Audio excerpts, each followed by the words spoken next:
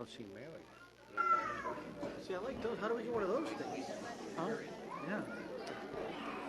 Tim, I'll ask him. I don't have one. Connie. You gotta know, right? Yeah. You gotta know to get that stuff. Oh, that's right. She's in a warmer location. She's on vacation. She's on vacation. So, no Mary, No Aaron, but Paul showed up. But Paul and you showed up. Yeah. No, yeah. Take the bad with the good. What's that? Okay, ready? I don't know. Are we ready? That'd be nice. You ready? All right, you ready? Probably has to start. Some camera. Call the meeting to order. Please stand for the Pledge of Allegiance. I pledge allegiance to the flag of the United States of America and to the republic for which it stands, one nation, under God, indivisible, with liberty and justice for all. Hey, thank you all for coming this evening.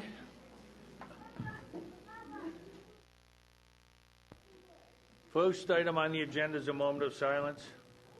I ask you to join us as we remember Brian L. Livingston, a graduate of the district, Earl S. Butterfield, a graduate of the district, Benita Trope, a graduate of the district, Louise Gilkey, a retired employee of the district, Margaret Della Valle, a retired employee of the district, Nancy Kent, a retired employee of the district, and Joyce Wheaton, a retired employee of the district.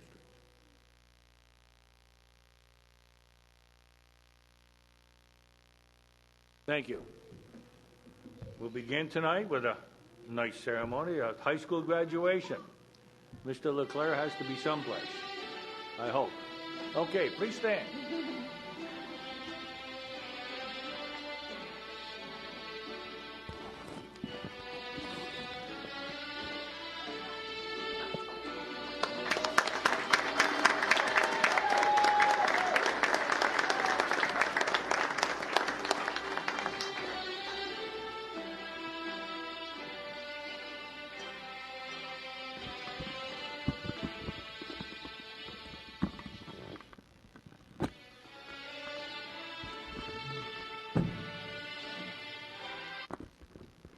Good evening. Welcome to the board meeting. And tonight we're going to honor our two members of our class of 2018. But before we do that, I'd like to ask Mrs. Speech to come on up and say a few words.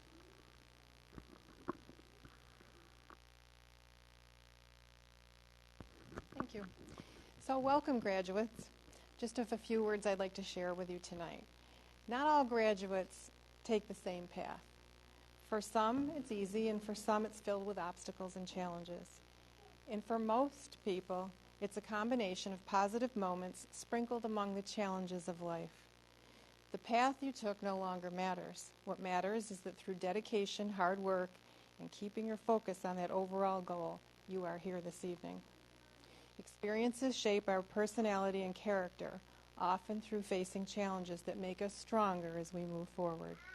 And so, graduates, as you sit here this evening in celebration, I want you to think of an educational experience through your journey that, although challenging, helped you to grow as a person. And now think of people who helped support you through that challenge. Realize the important role that others have played to help you become the person that you are today. And never forget to thank those who are there for you. So I started a tradition, I think it's 6 years ago now, that I always come up with a song for the graduates each year with some meaningful words. And this year's graduates, the song I selected was by songwriter Lori McKenna, sung by Tim McGraw, reminding us to never forget where we came from. Always stay humble and kind. When the dreams you're dreaming come to you, when the work you put in is realized, let yourself feel the pride, but always stay humble and kind. Congratulations.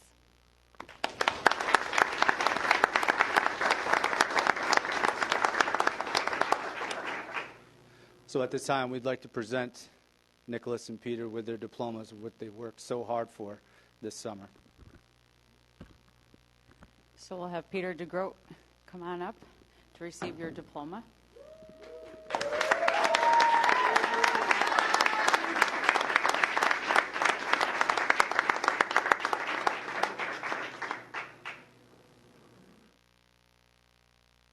And next we'll have Nicholas Paneros. Come on up to receive your diploma.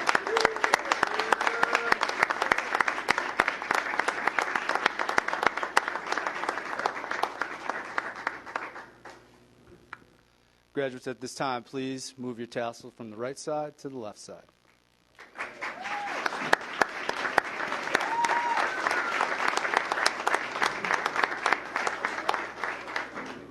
Now, before we end this evening, I'd like to say a few words to both of you, and it's some words that I've shared with your classmates in June. So first, congratulations on this accomplishment.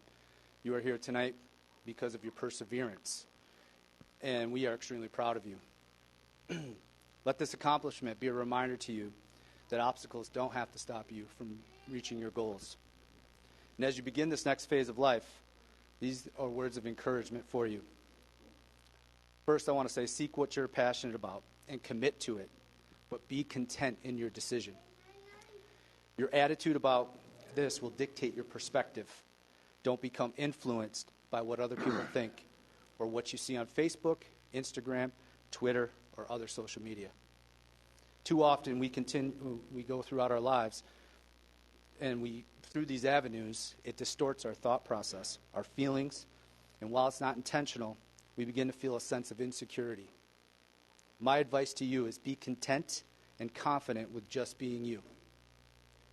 Continue to develop a supporting cast that will encourage you, not deter you from obtaining the goals that you have set for yourself. We are meant to have relationships, but who you choose to let walk alongside you is one of the most important decisions in your life. Recognize the difference between acquaintances and friendships. Don't sacrifice the morals, values, and ethics that have been taught to you by your loved ones here tonight. This will be reflected by the choices you make. Lastly, it is a given that you'll have adversity, and it won't look the same for either one of you. Truth be told, along the way you may fail, but that's okay. Don't be ashamed of it. Instead, use it as fuel and challenge it, and you don't waver, and you'll be stronger for it. Nicholas and Peter, embrace this change that's about to come as it's exciting time. It has been a pleasure to serve as your principal. I wish you all the success and happiness in this next phase of your life. Thank you.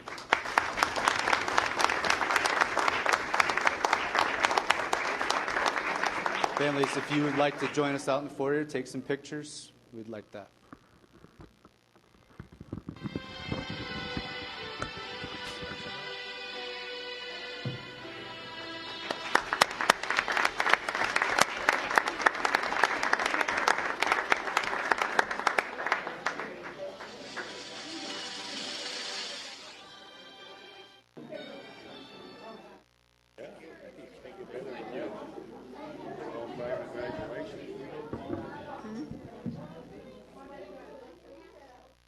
Maybe you and your friend can go together.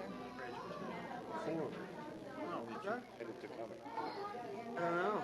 Not sure. One of these kids was awesome. You're in rare form tonight.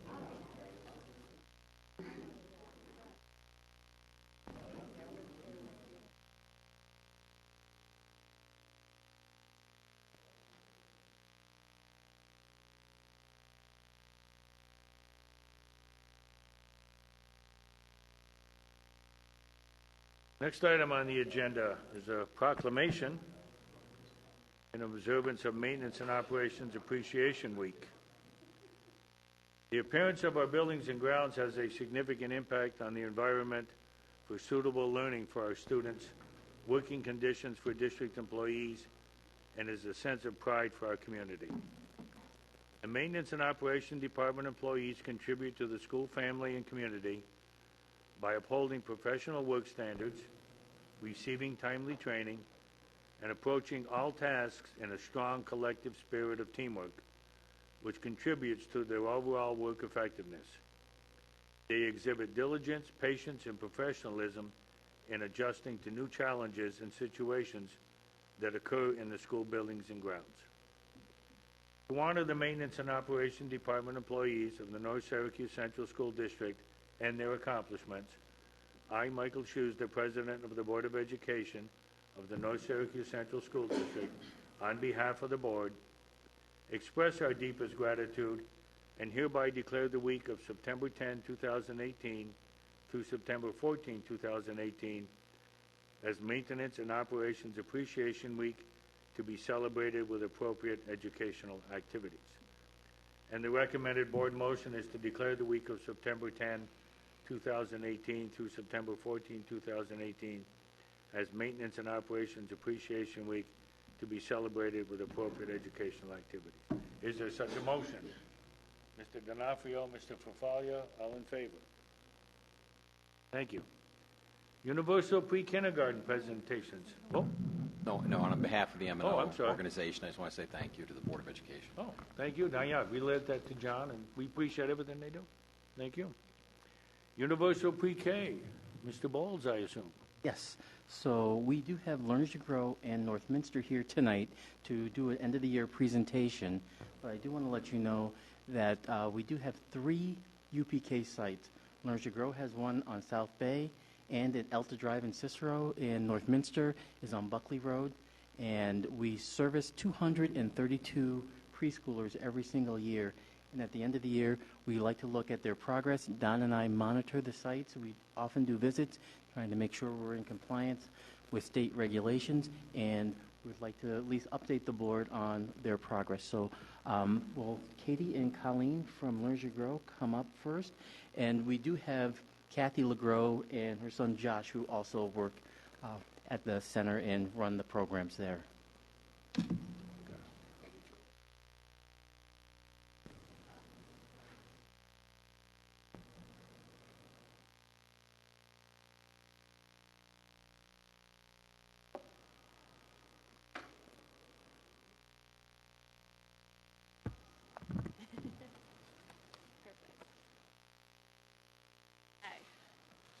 So I need to be on the mic. Can you hear me? Yes, you need to be on it so the camera can pick it up. Thank you. Okay. Good evening, and thank you for having us here this evening. Learn as You Grow is pleased to be part of the North Syracuse community as a community-based organization for the Universal Pre-Kindergarten program. We would like to share a little bit about our program, our assessments, what was new in the 2017-18 school year, and what we will be implementing for the 18-19 school year. The 2017-2018 school year was a great year. The students were excited to begin. The students assimilated quickly into a safe and caring environment, which allows students to succeed academically, socially, and emotionally. The students' independence soon cultivated their creativity, confidence, and positive peer interactions. Learning about the community we live in expands the students' knowledge of the world around them. During Fire Prevention Week, we once again invited the Cicero and North Syracuse Fire Departments to visit our UPK program, which is always a fun and educational experience for the students. The professionals from Eye Care of CNY returned to our UPK classrooms to conduct vision screenings on the students. This is a free screening that is offered to all UPK students. This year, 35 total children were identified as needing additional evaluations, and 2 additional students required eyeglasses. Inviting our parents and grandparents into the classroom is such an integral part of the Learn as You Grow UPK program. Such meaningful participation between students, families, and school develop an educational collaboration that builds the students' successes and celebrates student achievements. During the holidays, we invited grandparents into the classroom to decorate cookies and read a holiday story. And needless to say, donuts with Dad and muffins with Mom is always a favorite time at UPK. Literacy within the classroom develops so many aspects of early education: receptive language, expressive vocabulary, comprehension, print concepts, and most importantly, an appreciation and enjoyment for reading. This year, the Great Pumpkin didn't leave pumpkins on the playground, but instead the UPK students found the playground full of books. The UPK students were able to explore the playground, find a special Halloween book, and take it home. In March, we began our March Madness reading program. Guest readers were invited into the classroom to read their favorite book to our UPK students. If the guest reader didn't have a favorite book, the UPK students selected one for them.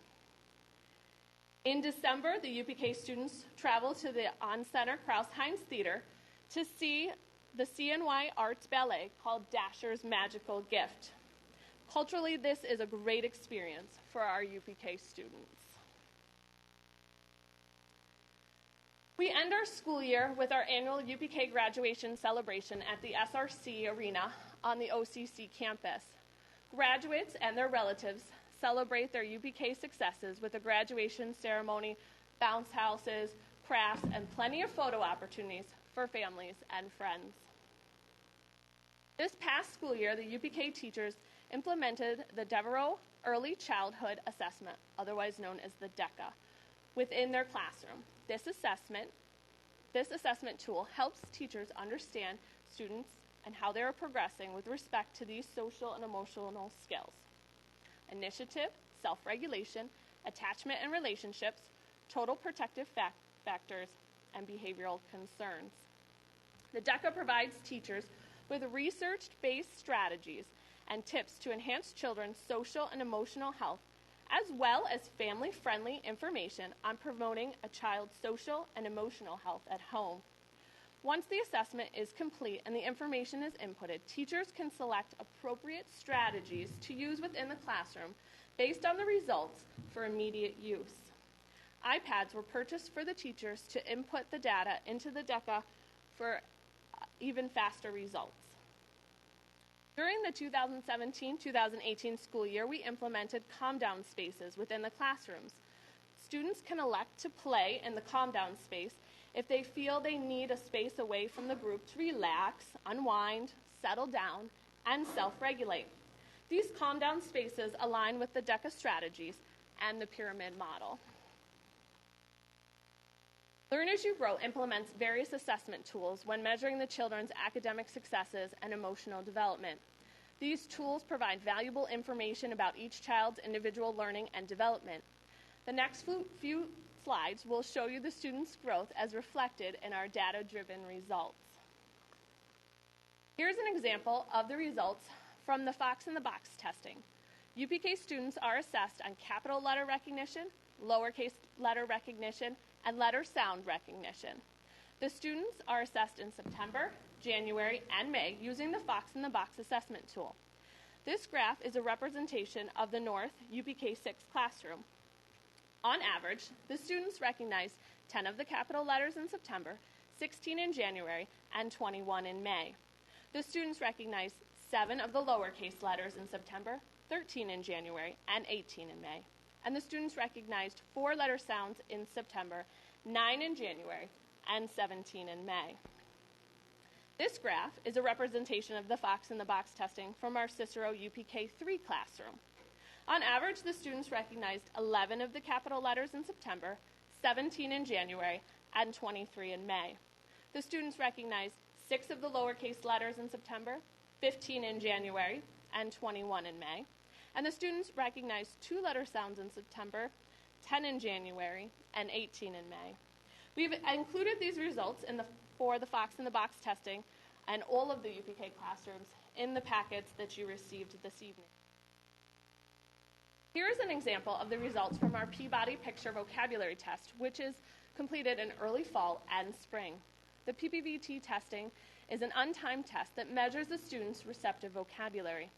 The data we are showing is a representation of the North UPK 3 classroom.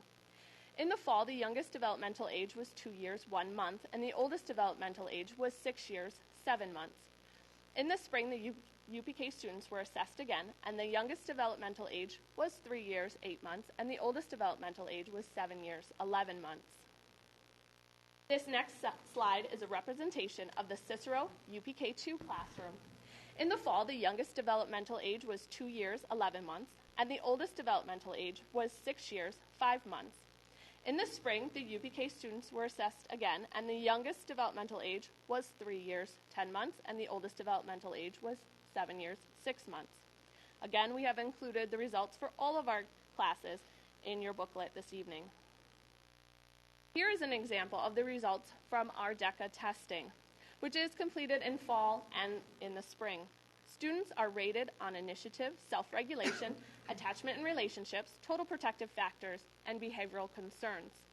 This slide is a representation of the DECA results from the North UPK 1 students.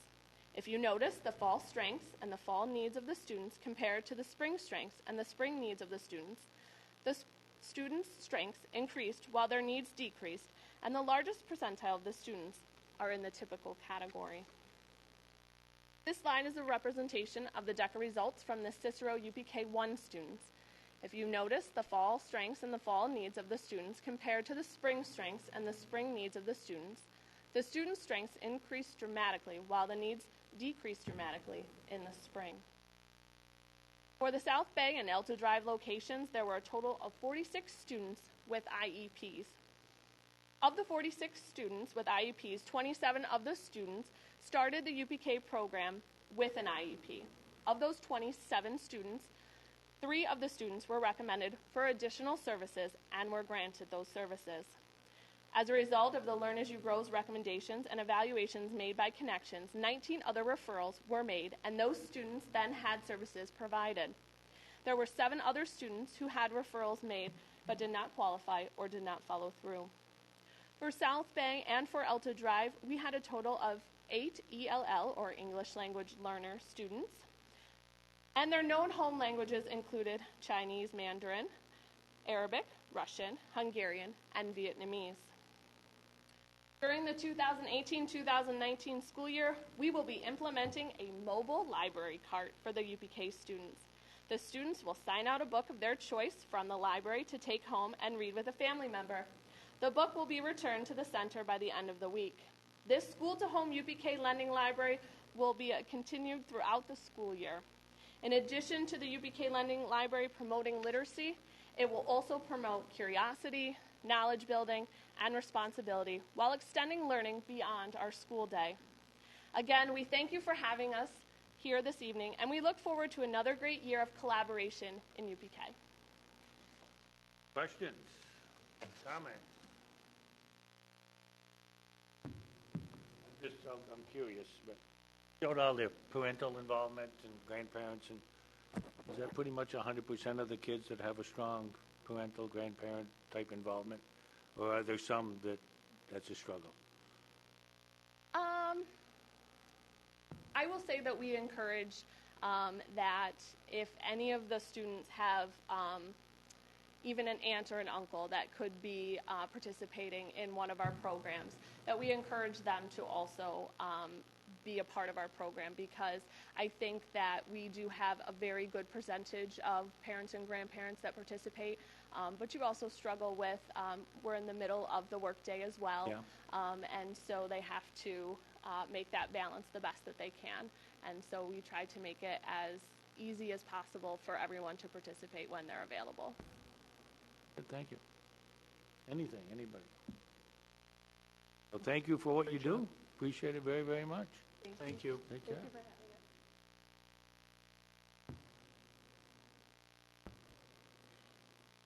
And as Don gets to the computer, our next presentation will be Northminster, and we have Nora and Pastor Diamond from Northminster UPK.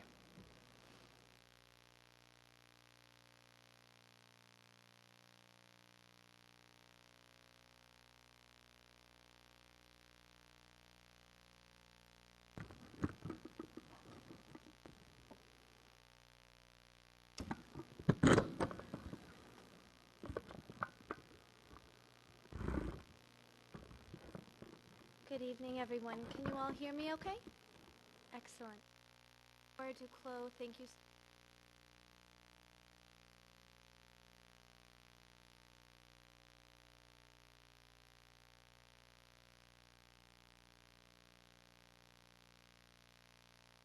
At our universal pre-kindergarten.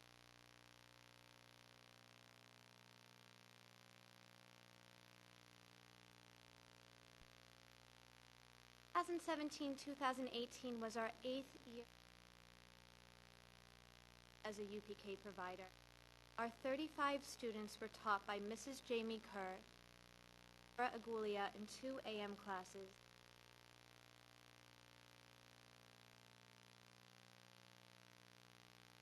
Activities.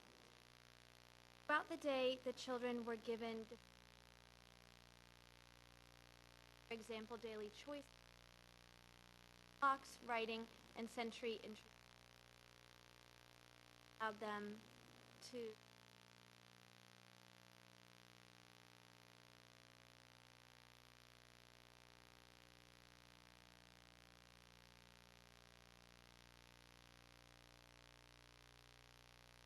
selected texts, academic centers, which and math skills in connection with the Common Core.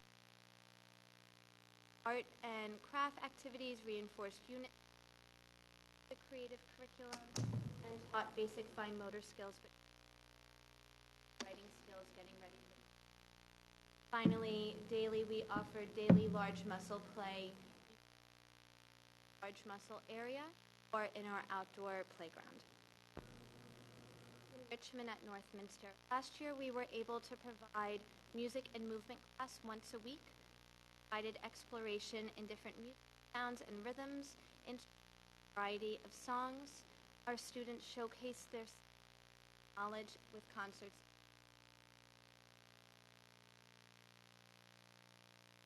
At Northminster, we really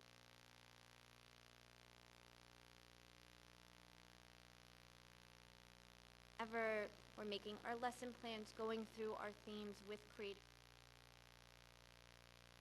all of our domains, approaches, development and health, social, cognition, and knowledge of the world. 2016 and 2000 that our creative curriculum aligned with the foundation from the gratitude, clothes, community helpers, authors, which I love so much that they requested another week.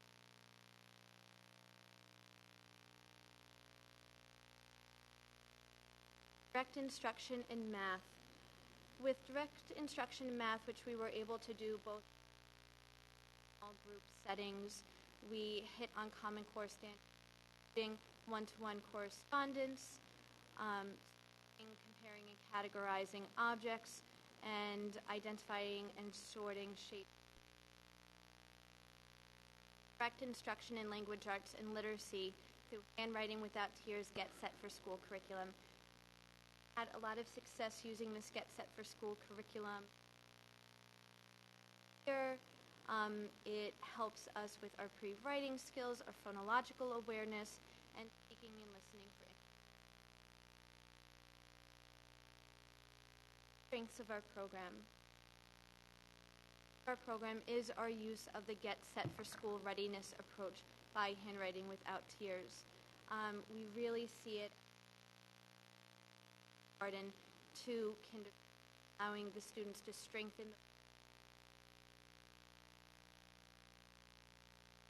and lowercase letter developmentally appropriate. We also had fundraisers last year, and as we're learning this year, welcome the classroom as well as pull out, and we have several goals for 2018-2019. There are themes that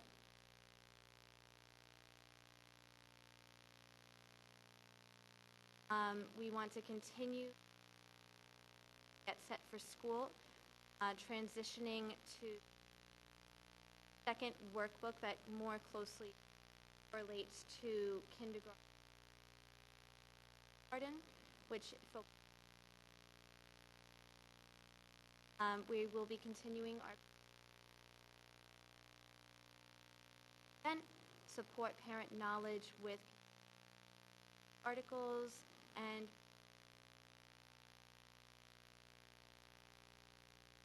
app that we're very excited about called, and what it allows for the teachers and for the parents, allows the teachers to check the children into the classrooms and to communicate with the parents. Communications either through text,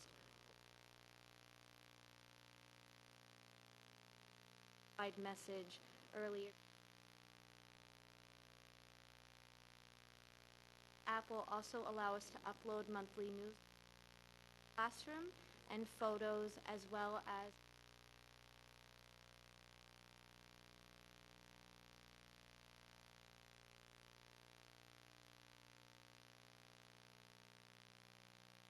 on-site ECHRS evaluations.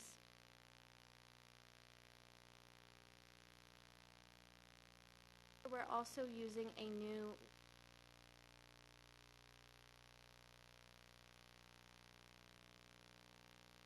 a middle school teacher.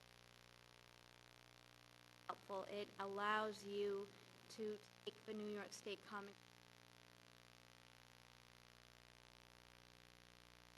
that everything is connected in your head.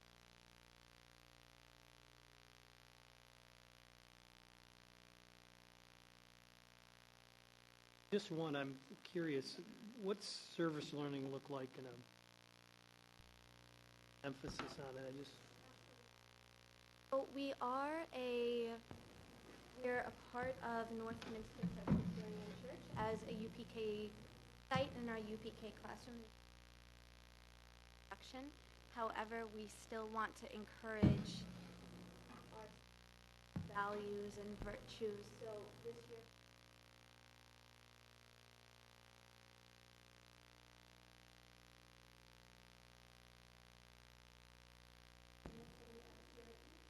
will the students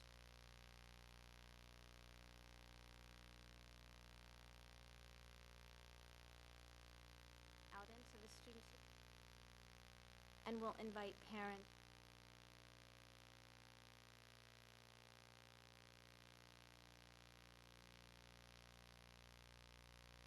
We ask for donations each month. Okay. And again, the same, you see a very large parental involvement with your students in terms of numbers? So our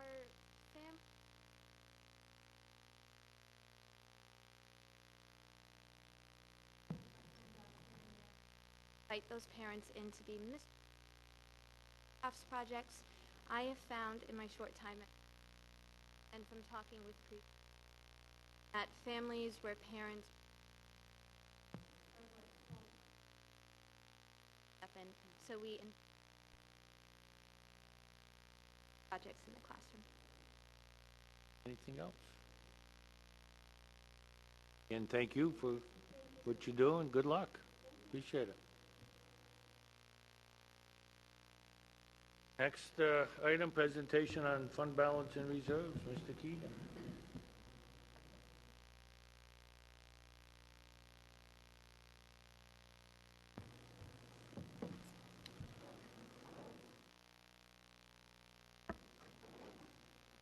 Well, good evening. As the board knows, we are wrapping up our year-end, the year-end of June 30th, 2018, and our auditors have completed their field work, and they look forward to making their report to the audit committee and ultimately the full board on on October 1st.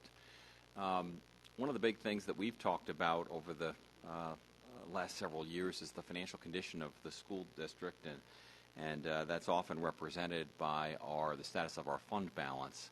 And so tonight I want to talk to you about our fund balance and reserves as of June 30th, 2018. To refresh your memory, we started the year with just under 4% in our fund balance, and this year we had expenditures that actually exceeded our revenues. And I want to clarify that. That doesn't mean that we overspent our budget. That just means when you compare our actual expenditures to our actual revenues, we had expenditures that exceeded our revenues. We had some changes in our appropriation.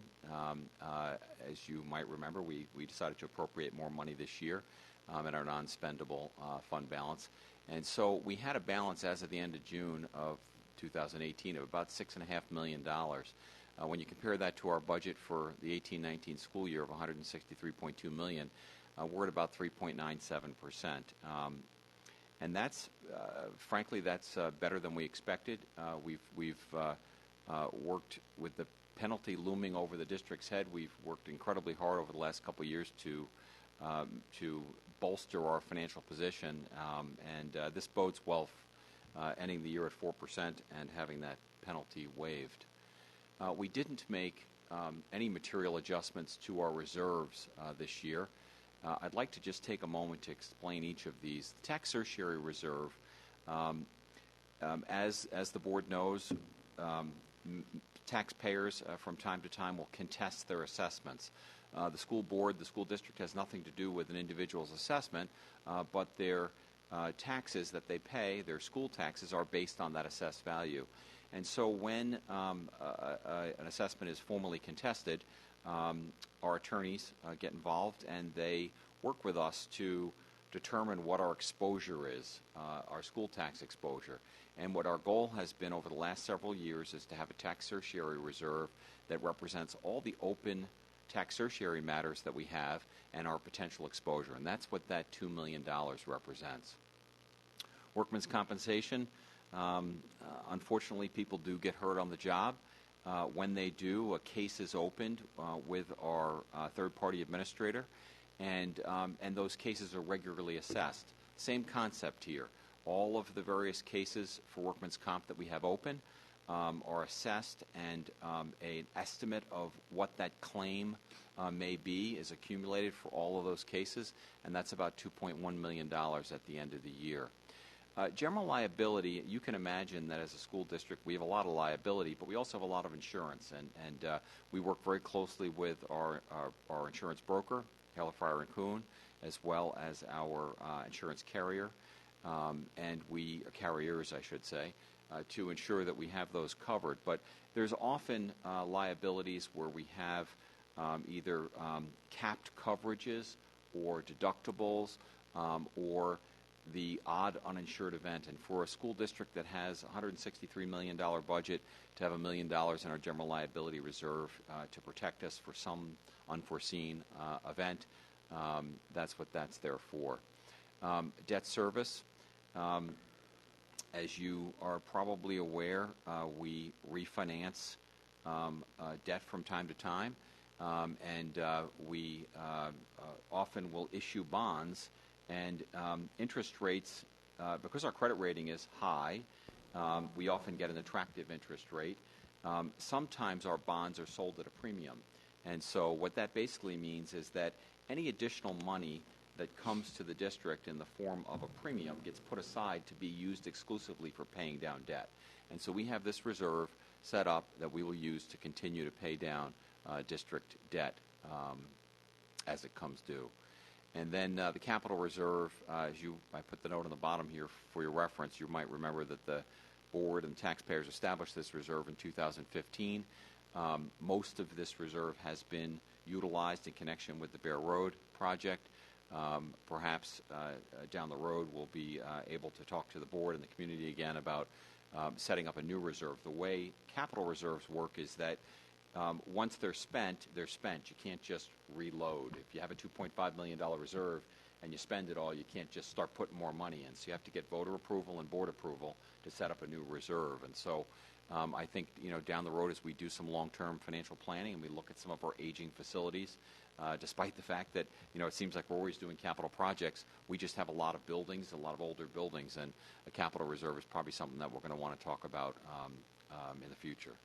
So that's a little summary of our fund balance and our reserves, and I'm happy to report that the district is, particularly having had this penalty waived, in better shape than we certainly thought we'd be in at this juncture. Any questions or comments? Yeah, just Don, we have there's several other reserves that are available that we don't have any. That's correct. I think there are, I'm going to just swag this, Mike, jump in here if I get this wrong. There's probably a dozen types of reserves, at least, that we could have. And truthfully, we just haven't had the financial resources in order to do that. And most of the reserves require board approval, voter approval, and then even voter approval to use the money that's in the reserve. So I think a district that, like us, that has kind of struggled to get a 4% fund balance, which is what is recommended by New York State, we haven't really had the luxury of considering some of these other reserves. I think down the road, if our financial condition continues to improve, maybe we'll be able to do that. You know, I'm not saying I anticipate that, but I am saying that there are other valid reserves that the district does not. That's what I was wondering, but it sounds like that once you do that, it's restrictive. It's quite restricted, yes.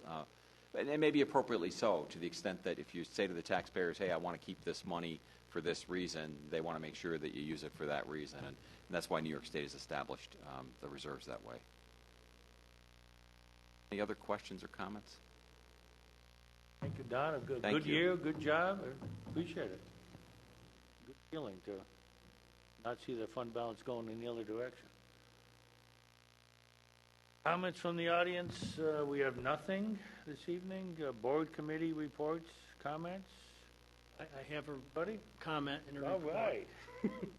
I contacted Connie, and she surveyed the members of the legislative committee with a few dates, and I'm happy to report that very recently the most popular date that came in would be Wednesday, September at 5:30 here. Super. Okay. Anybody? Yeah, I'll speak for Mary, since I am also on the policy committee policy committee. We have a meeting next Monday at 5 o'clock. I was invited a couple weeks ago by New York State School Boards Association.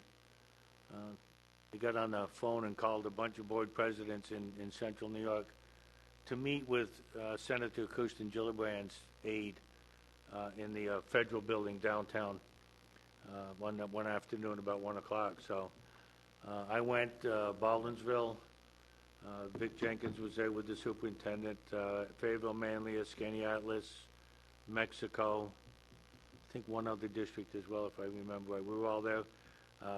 Went into the building, were met by the aide, and discussed various issues that the federal government is struggling with in education, and one in particular was the influx. We see it here in this district of students that are now ENL, I guess we call them. I said ELL or whichever it is. It's one of those acronyms, but they're students for whom English is not the primary language. And I was amazed that as we went around the table, the number of students that are going into, well, Skaneateles was one that said they've got a large influx. Of course, Syracuse City is just overwhelmed. But that's really becoming an issue. School safety, of course, got into, well, the limit on the SALT, state and local tax, and what that does to some districts. Fayetteville, Manlius, and Skaneateles were very vocal about that one. But the aide was very courteous to us, took a lot of notes, spoke intelligently. The one thing he said, you can get a lot more out of the federal government if they can modify an existing program rather than create a new one. So when we got into some of the title grants, talking about ways to open those, the wording of some of those, to allow some of those monies to be used in a broader sense rather than being so specific. So it was a good meeting. It was beneficial. And again, I think at least the aide has some ideas of the issues that we're facing here in Central New York as boards of education and school district. Anything else from anybody? Annette? So just a couple of things. I think we had a smooth opening, so I'm happy to report that. We didn't lose any children. That's always something I worry about, and I think we actually had teachers in front of every classroom. That's another thing that I often worry about. So that was smooth. I also think that our two superintendents' conference day prior to the students arriving went well. As many of you know, on September 4th, we did active shooter training, mandated training for the entire staff. A few people that weren't able to make it or had conflicts, we will be having a makeup day on the November Superintendent's Conference Day. But I'm pleased to say that the feedback from that day has been remarkably strong and positive. I think people feel as though all of us learned a lot in terms of, what it might mean to be involved in a catastrophic event such as that. Hopefully we'll never have to use it, but it did help to empower us and really think about what our options are if we, in fact, are the first responders to a situation. So I think that went well. And congratulations to our graduates tonight. That was nice to see. Thank you, Annette.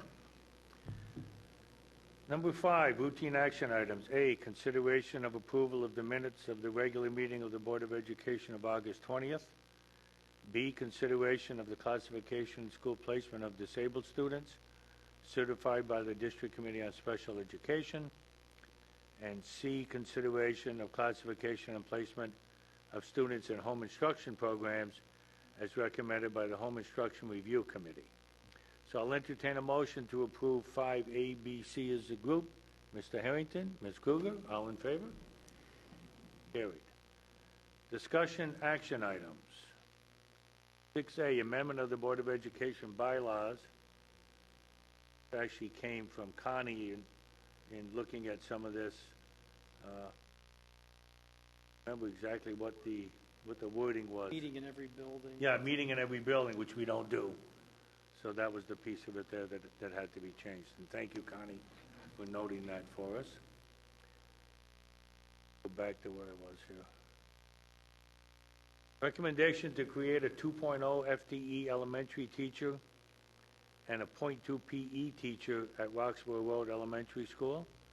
Annette or Don or Jason, somebody comment? Dan? I could take that, Don.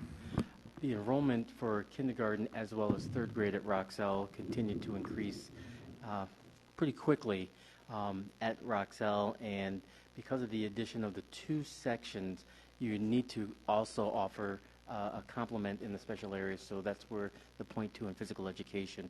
We did have some room also in art and music, so that was already accounted for, but for phys ed we needed the additional .2. I think back from July 6th to August 31st, we had 157 new entrants to the district alone, and from August 31st to now, I'll be looking at the new number, but we had more coming and staying than exiting. So we're seeing a growth in certain areas in the northern end, also, and we also new people as far as our apartments. So word on the street with what you said, Mr. Schuster, is that we are a district where ENL families are coming. Yeah. I've heard that. We received a family from Afghanistan, five just last week. So that program is expanding, and you may be hearing from me in the near future if that trend continues. You teach it, they will come, I guess, yeah.